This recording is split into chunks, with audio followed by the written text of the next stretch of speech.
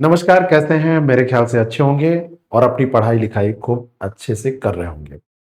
हर व्यक्ति का सपना होता है कि उसको कुछ अधिकार मिले, कुछ वो रौब जमा सके और उसका सपना होता है कि जो भी डिग्री उसके पास है, जो पढ़ाई उसने की है, उसका इस्तेमाल इस तरीके से कर सके कि वो बड़े से बड़े पोस्ट पर पहुंच सके।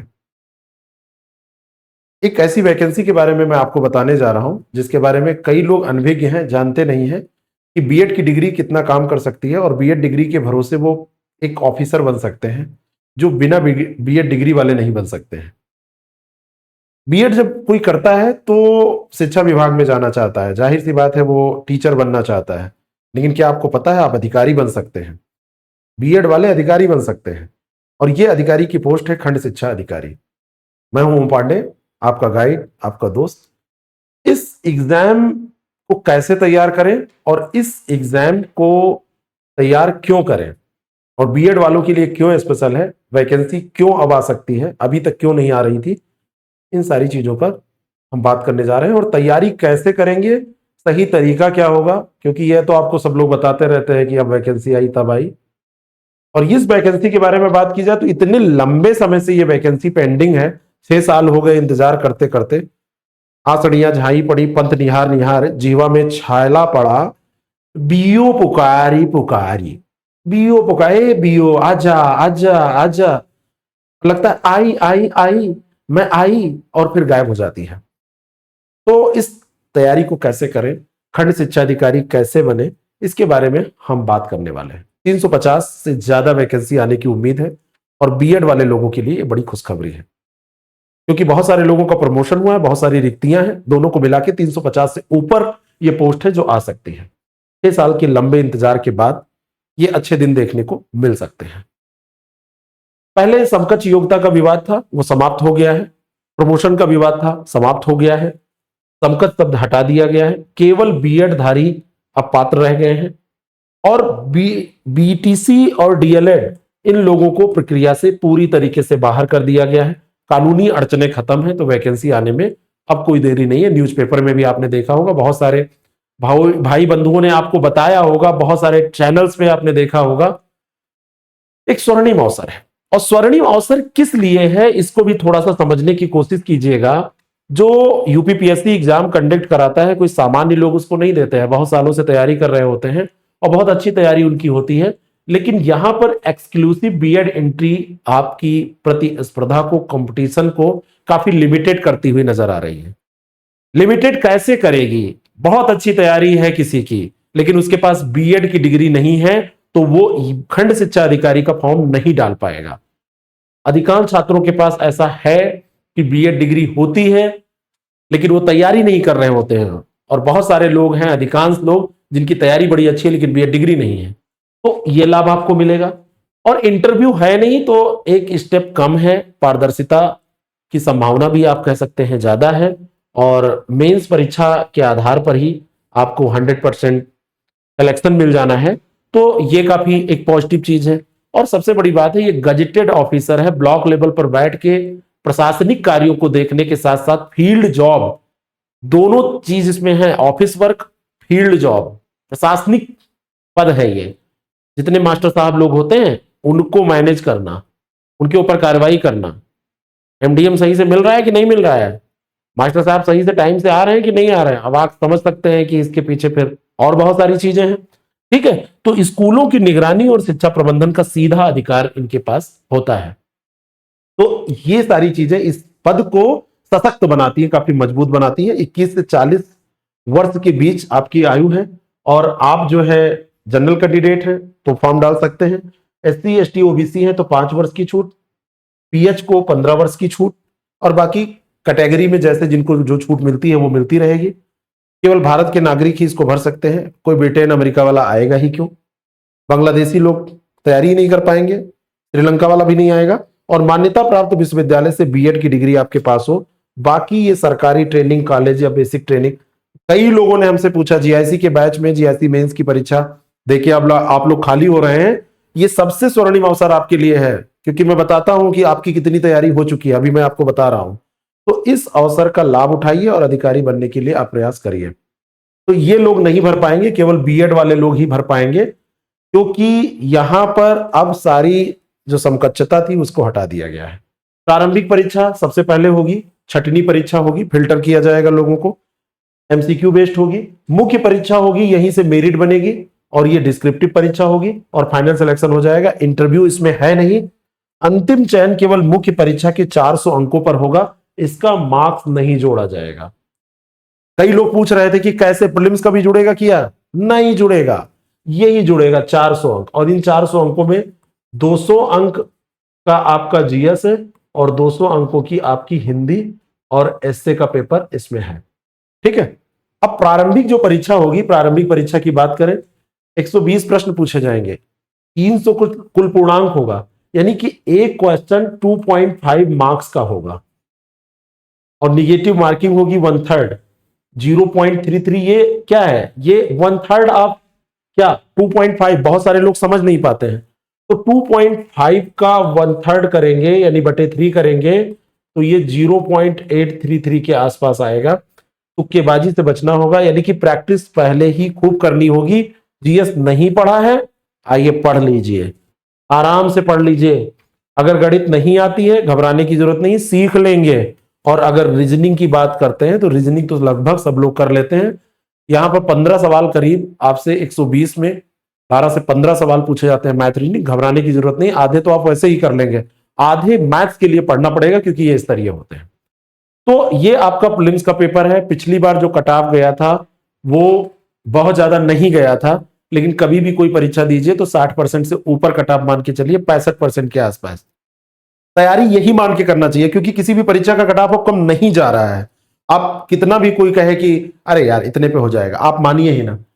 मुख्य परीक्षा जब प्रीलिम्स आप पास कर जाएंगे तो यहां पर अब कुछ चीजें हैं जिनको ध्यान में रख के आपको स्ट्रैटेजी बनानी है। पेपर फर्स्ट इसमें होगा जीएस का 3 घंटे का, और पेपर सेकंड होगा आपका जनरल हिंदी और एसए का, ये भी 3 घंटे का। 200 मार्क्स इसके लिए और 200 मार्क्स इसके लिए, यही 400 नंबर का आपका पूरा पेपर होगा। इसमें 3 तरीके के सवाल पूछे जाएंगे, 10, 6 और 2 नंबर के। 10 वाले 10, 6 वाले 10 और 2 नंबर वाले 20 सवाल। इसको लिखने की प्रैक्टिस अभी शुरू करनी पड़ेगी। जो लोग सोच रहे हैं प्रीलिम्स तैयार कर लेंगे, प्रीलिम्स दे लेंगे, फिर देखा जाएगा मेंस, उनका सिलेक्शन नहीं होने वाला है, क्योंकि सिलेक्शन प्रीलिम्स से होना ही नहीं है। प्रीलिम्स से मतलब है केवल कि मेंस देने लायक आप हैं और मेंस आप दे सकते हैं, मेंस आप देने जा रहे हैं, बस इतना केवल श्योर होगा। मैं अभी आपको बताता हूं, अब जैसे हमने जो बैच स्टार्ट किया, अभी जल्दी स्टार्ट हुआ है, उसमें हम कोई चैप्टर मान लीजिए कि हमने पढ़ाया सूर्या तप, तो इंसोलेशन से प्रीलिम्स में क्या क्वेश्चन पूछे जाएंगे, तो एल्बिडो पर सवाल आएगा, है ना, वायुमंडल की परतों पर सवाल प्रीलिम्स में आ जाएगा। लेकिन मेंस में जो सवाल पूछे जाएंगे, 2 मार्क्स में जो सवाल पूछे जाएंगे, हीट बजट कैसे आप लिखेंगे, पृथ्वी के तापमान को प्रभावित करने वाले जो कारक हैं उनको आप कैसे लिखेंगे, ये मेंस में साथ साथ में करते चलना है।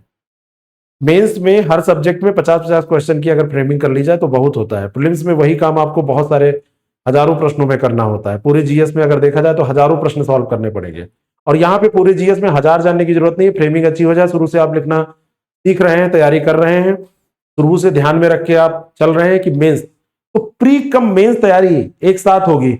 और जो जीआईसी की बात बताने जा रहा था, जिन्होंने एसए और हिंदी पढ़ लिया है, यहां पर आप बस पत्राचार, पत्र लेखन जोड़ दीजिए, पूरा सिलेबस लगभग कवर हो जाएगा। बाकी कुछ चीजें इधर उधर हैं, एक दिन अगले दिन वीडियो में मैं बता दूंगा।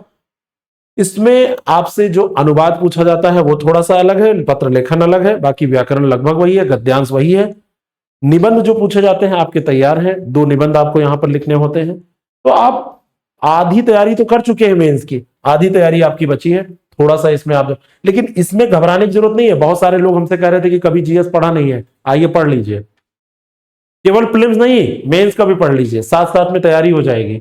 और इसको जब आप पास करेंगे तो आगे कोई परीक्षा देनी नहीं है।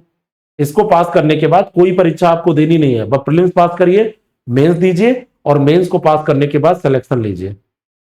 सिलेबस सबसे बड़ी बात यह है कि जो प्रीलिम्स में है वही लगभग मेंस में है।